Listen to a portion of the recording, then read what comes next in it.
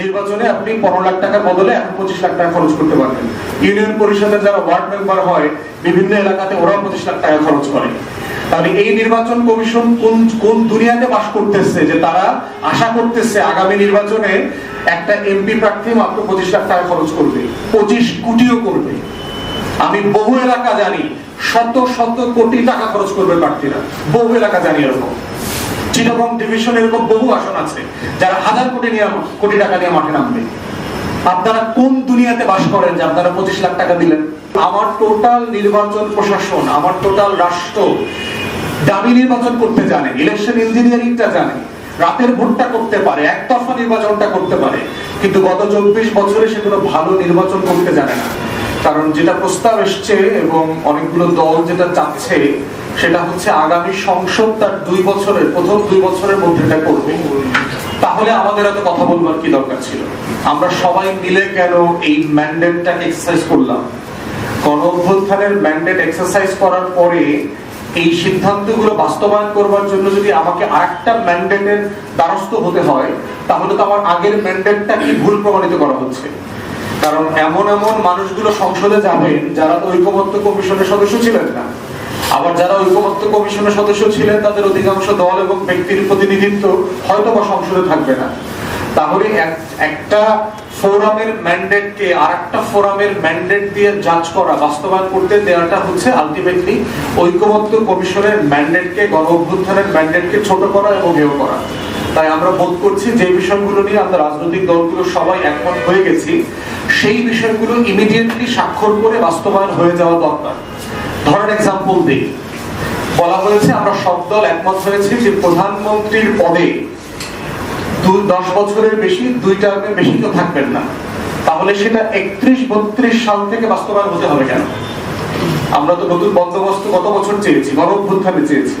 গণঅভ্যুত্থানে যখন দেয়ালে দেয়ালে তরুণরা সেটা বাস্তবায়নটা চেয়েছে, সেটা 2031 সালের জন্য চায় নাই, 2032 সালের জন্য চায় নাই, তারা এখনকার জন্য চেয়েছে।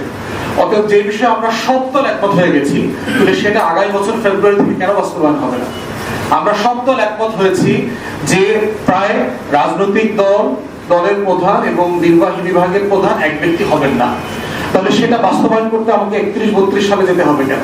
আমরা প্রায় সকল দল একমত যে মেয়েদের আসন 100 হওয়া উচিত। নির্বাচন পদ্ধতি নিয়ে আপনার দ্বিমত আছে, বাট সংখ্যার ব্যাপারে কোনো দ্বিমত নাই। তাহলে আমরা যদি 100 নারী আসন চাই, তাহলে সংগঠিত হলেও এটা এইবার হইলে সমস্যাটা কোথায়? তাহলে যে বিষয়গুলোতে আমরা সবাই একমত, সেই বিষয়গুলো আমরা বোধ করছি এখনই ইমিডিয়েটলি বাস্তবায়নটা শুরু হওয়া দরকার। এবং সেই শুরু হওয়ার ক্ষেত্রে যদি আমরা বিলম্ব করি, তাহলে আমরা আশঙ্কা করছি 1990 সালের, আপনারা যারা ইতিহাস পড়েছেন অথবা দেখেছেন, যে 3 জোটের এরশাদ বিরোধী আন্দোলনের রূপরেখায় যে একমত হয়েছিল, তারা কিন্তু 91 অথবা 96 সরকার সেগুলো বাস্তবায়ন করেনি। অর্থাৎ হিস্টোরিক্যালি প্রতারিত হওয়ার, ওয়াদা দেওয়ার পরেও প্রতারিত হওয়ার ইতিহাস আমাদের আছে। 2008-এ দেখেন সোকল আওয়ামী লীগের দিন বদলের সনদে অনেক রিফর্ম বাস্তবায়ন করবার কথা বলা ছিল। ডক্টর আকবর আলী খানের নেতৃত্বে যে আপনার কমিশন হয়েছিল, তারা শতাধিক বিষয়ে সুপারিশ দিয়েছিল। আওয়ামী লীগ এসে 22 কি 23টা রাটিফাই করেছে, বাকিগুলো তারা করে নাই। তাহলে এই ইতিহাস তো আমাদের সামনে অনেকগুলো আছে যে আমরা ওয়াদা রাখি নাই। আমরা 71-এর মুক্তির লড়াইতে যে গণতান্ত্রিক বাংলাদেশ করবার ওয়াদা ছিল, সেই ওয়াদা তো আমরা রাখি নাই। এই সোনার বাংলার রাজনীতিবিদরাই তো বাকশাল করেছেন, চতুর্থ সংশোধনী দিয়ে সকল গণতন্ত্র, রল, পত্রিকা নিষিদ্ধ করেছেন। এই সোনার বাংলাতেই তো সামরিক শাসন জারি করে দিল্লির মসনদকে পাকাপোক্ত করা হয়েছে। অতএব সেই জায়গাতে আমরা ঐতিহাসিক অভিজ্ঞতা থেকে বলছি, যেই বিষয়গুলো নিয়ে সনদে সবাই একমত হয়ে গেছেন, সেটা স্বাক্ষরিত হওয়ার জন্য যেই শর্ত এখনো বাদ আছে আলোচনা, সেটা হচ্ছে বাস্তবায়নের সময় এবং পদ্ধতি। আমরা বোধ করছি অন্তর্বর্তীকালীন সরকার একটা প্রোক্লামেশন জারি করে এটার ইমিডিয়েটলি বাস্তবায়ন করবার উদ্যোগ নিতে পারে। আর এটার এই সনদের একটা স্ট্যাটাসও দিতে হবে, আইনি মর্যাদা দিতে হবে। কারণ আমরা এখন আগের সংবিধান মোতাবেক সবাই কিন্তু রাষ্ট্রদ্রোহিতার মামলার আসামি। আগের হাসিনার আমলের সংবিধানের 7-এর ক মোতাবেক এই ঐকমত্য কমিশনে যারা যারা বসছেন সবাই রাষ্ট্রদ্রোহিতার আসামি, এবং আমরা সবাই মৃত্যুদণ্ড প্রাপ্ত আসামি। অতএব সেই বাস্তবতায় এই সংবিধান যদি সাসপেন্ড না করা হয়, এই জুলাই সনদের ভিত্তিতে যদি নির্বাচন না হয়, তাহলে নির্বাচনটার বৈধতা নিয়েও কিন্তু প্রশ্ন উঠবে। কারণ 24 জানুয়ারিতে একটা নির্বাচন হয়েছে, 29 জানুয়ারির আগে কোন নির্বাচন সংবিধান মোতাবেক হতে পারে না। কারণ সংবিধানে একটা নির্বাচন 5 বছর পর পর হতে হবে বলে দেওয়া আছে, নির্বাচন কমিশনের ম্যান্ডেট বলে দেওয়া আছে। যদিও সংসদ সরকার নাই, কিন্তু সেটা কিন্তু সংবিধানের 106 ধারা মোতাবেক একটা অন্তর্বর্তীকালীন সরকার নিয়োগ দিয়ে সেটাকে রিপ্লেস করে দিয়েছে। তাহলে আমরা যারা ফেব্রুয়ারিতে, এপ্রিলে, জুনে নির্বাচন চাচ্ছি অথবা অন্তর্বর্তীকালীন সরকার দিচ্ছে, সেটা কিসের ভিত্তিতে হবে? অতএব এই নির্বাচনটা জুলাই সনদের অধীনে হতে হবে এবং এই জুলাই সনদের একটা আইনি ভিত্তি থাকতে হবে, যে এটাকে ভিত্তি করেই সংবিধান যতটুকু থাকবে অতটুকু থাকবে, এটার সাথে যেটা যাবে না সংবিধানের সেই ধারাগুলো বাতিল হয়ে যাবে অথবা সাসপেন্ডেড হয়ে যাবে। নেক্সট পার্লামেন্ট সেটা ডিসাইড করবে কি হবে না হবে। আমাদের স্টাডিতে আমরা দেখেছি সংবিধানের ইতিমধ্যে ধরেন প্রায় 45 থেকে 47টা ধারা লঙ্ঘিত হয়ে গেছে। ডিফ্যাক্টো এই সংবিধানটা নাই, আমরা আমাদের সুবিধা মতো এটাকে ব্যবহার করছি যেখানে যেখানে করা যায়। অতএব জুলাই সনদকেও সেই রকম একটা আইনি মর্যাদা দিতে হবে এবং সংবিধানকে সেই আলোকে ব্যাখ্যা করতে পারতে হবে। এই বাস্তবতাগুলো যদি আমরা মেনে না নেই, তাহলে জুলাই সনদে স্বাক্ষর করা, অংশগ্রহণ করা অনেক দল একসময় নিষিদ্ধ হয়ে যাওয়ার মতো আইনি ভিত্তি তৈরি হবে। অনেক নেতাকে ফাঁসির মঞ্চে যেতে হবে এই আলোচনার টেবিলে অংশগ্রহণ করবার জন্য, এই সনদে স্বাক্ষর করবার জন্য। অতএব সেই আইনি ভিত্তির ফাঁকা জায়গাটা রাখবার জন্য আমরা আগামী সংসদ পর্যন্ত অপেক্ষা করতে চাই না। এটা প্রোক্লামেশন জারি করে এটা এখনই করা সম্ভব, সকল দলের সাথে আলোচনা করে। নির্বাচন, আপনারা জানেন যে নির্বাচনের রাফলি মাসের ব্যাপারে বলে দেওয়া হয়েছে। নির্বাচন কমিশন হয়তো ফেব্রুয়ারির একটা দিন তারিখ ঠিক করবে আর কি, ডিসেম্বরে তফসিল ঘোষণা করে। আমরা সতর্কতার সাথে এই ঘোষণাকে স্বাগত জানাচ্ছি। এবি পার্টি কখনোই মনে করে নাই যে অন্তর্বর্তীকালীন সরকার নির্বাচন নিয়ে কোনো ঝই ঝামেলা করবে, অথবা যেভাবে আপনারা দেখেছেন বিভিন্ন রাজনৈতিক দল প্রচুর কৃত্রিম টেনশন ক্রিয়েট করেছে অন্তর্বর্তীকালীন সরকারকে স্যাবোটাজ করা, আন্ডারমাইন করা, ছোট করা, হেয় করা।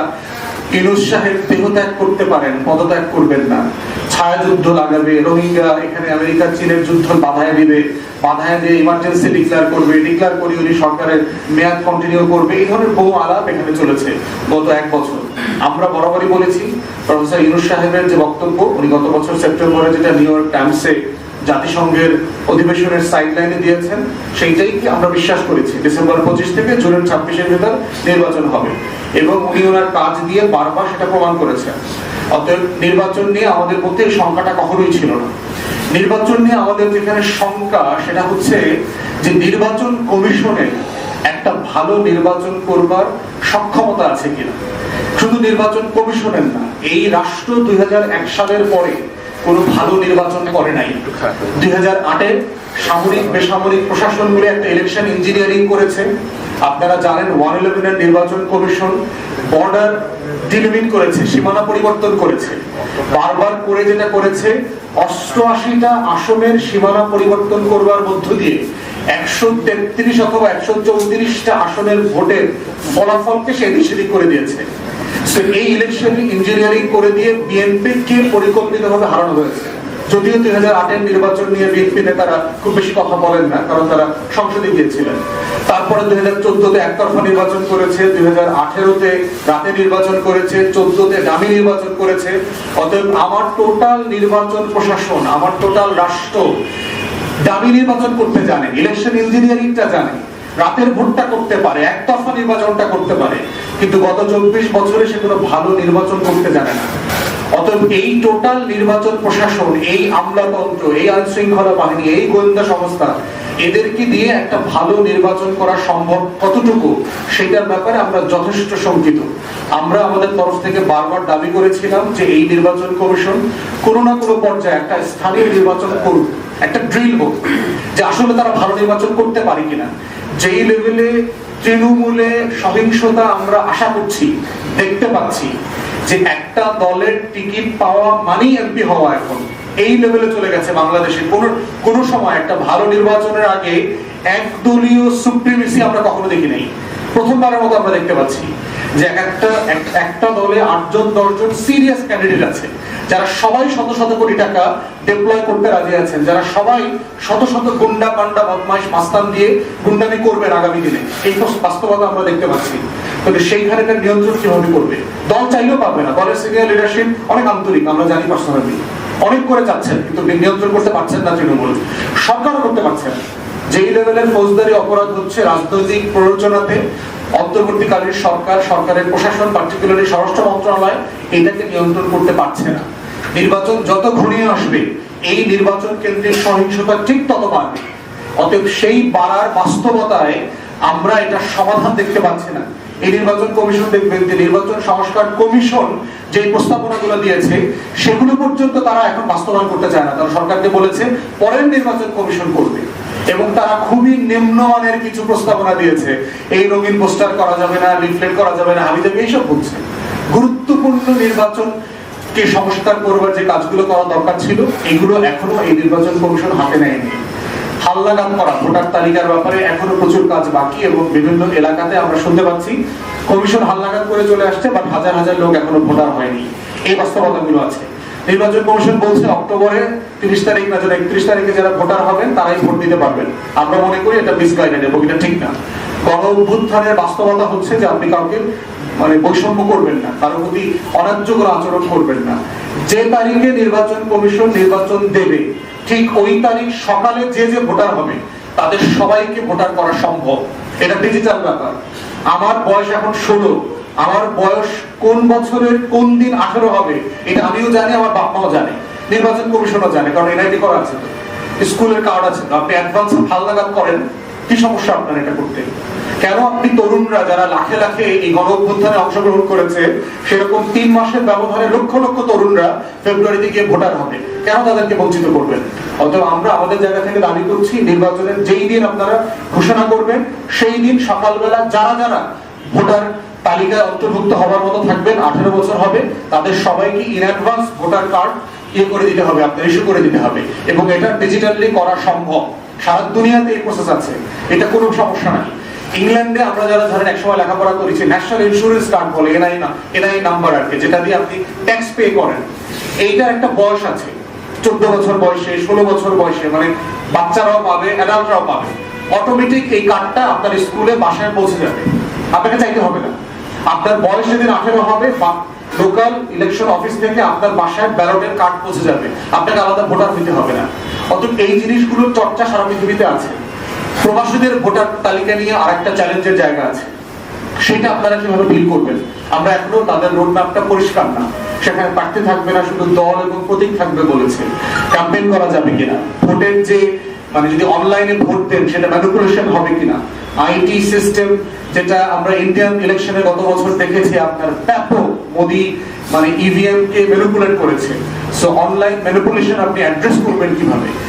প্রবাসীদের কাছে ক্যাম্পেইন করা যাবে কিনা, সেখানে মানুষজন যেতে পারবে কিনা, ওখানে ক্যাম্পেইন করতে গেলে ওখানকার যে স্থানীয় শ্রম বাজার আছে সেই শ্রম বাজার ক্ষতিগ্রস্ত হবে কিনা, এখানে অনেকগুলো চ্যালেঞ্জের জায়গা আছে। আমরা বোধ করছি নির্বাচন কমিশন এখনো সেই বিষয়গুলো অ্যাড্রেস করে নাই। সেনাবাহিনীর পক্ষ থেকে বলা হয়েছে তারা সম্ভবত 60,000 সৈন্য ডিপ্লয় করবে। এটা আসলে সাফিসিয়েন্ট কিনা? আমার 2 লাখ প্লাস ফোর্স আছে, আমার দরকার হলে আমি কেন আরো বেশি ডিপ্লয় করবো না? পুলিশ বাহিনী অলরেডি ব্রেকডাউন করেছে। অতএব সেই জায়গাতে যৌথ বাহিনীর সংখ্যা বাড়ানো দরকার কিনা সেটা আমাদের সিরিয়াসলি আলাপ তর্ক করা দরকার। তো সেই বিভিন্ন জায়গাগুলোতে আমরা দেখতে পাচ্ছি যে একটা ভালো নির্বাচন আয়োজন করবার জন্য যে 20, 22, 24 বছর পরের যে একটা ইলেকশন কম্পিটিশন তৈরি হবে, তৃণমূলে আপনারা যান, আপনারা দেখবেন নির্বাচন নিয়ে মানুষ পাগল হয়ে গেছে।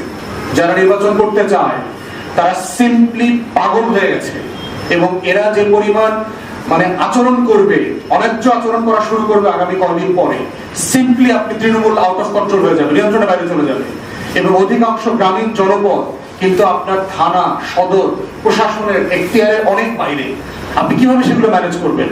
কিভাবে এই যে ব্যালটিং যে করবে, রাতের বেলা যে স্টাফিং করবে, সেটা আপনি কিভাবে ডিল করবেন? রাত 10টা 11টার মধ্যে যে শক্তিশালী প্রার্থী সে যে পুরো সেন্টার টাকায় নিয়ে যাবে না, সেটা কিভাবে নিয়ন্ত্রণ করবেন?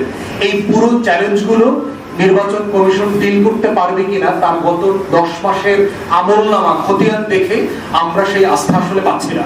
তাই আমরা নির্বাচন ঘোষণার আয়োজনকে স্বাগত জানিয়েছি, কিন্তু আমাদের সিরিয়াস কনসার্ন আছে। এবং নির্বাচন কমিশন এখন পর্যন্ত গত 10-11 মাসে রাজনৈতিক দলগুলোর সাথে বসার প্রয়োজন মনে করে নাই। আপনারা দেখেন কিরকম হাস্যকর কাজ করেছে। নির্বাচনে আপনি 15 লাখ টাকার বদলে এখন 25 লাখ টাকা খরচ করতে পারবেন। ইউনিয়ন পরিষদের যারা ওয়ার্ড মেম্বার হয় বিভিন্ন এলাকাতে ওরা 25 লাখ টাকা খরচ করে। তাহলে এই নির্বাচন কমিশন কোন কোন দুনিয়াতে বাস করতেছে যে তারা আশা করতেছে আগামী নির্বাচনে একটা এমপি প্রার্থী মাত্র 25 লাখ টাকা খরচ করবে, 25 কোটিও করবে। আমি বহু এলাকা জানি শত শত কোটি টাকা খরচ করবে প্রার্থীরা, বহু এলাকা জানি এরকম। চিটাগং ডিভিশন এরকম বহু আসন আছে যারা হাজার কোটি টাকা নিয়ে মাঠে নামবে। আপনারা কোন দুনিয়াতে বাস করেন যে আপনারা 25 লাখ টাকা দিলেন? আমরা নির্বাচন নিয়ে বারবার যেই প্রস্তাবনাগুলো দিয়েছি সেগুলো আপনারা বিবেচনা নেন নাই, মাঠে নেন নাই। মানে এই যে আউট অফ টাচ, জনগণ থেকে বিচ্ছিন্ন আমলাতন্ত্র দিয়ে একটা ভালো নির্বাচন করা যে কত চ্যালেঞ্জিং, এই কমিশন আবার সেটা প্রমাণ করেছে।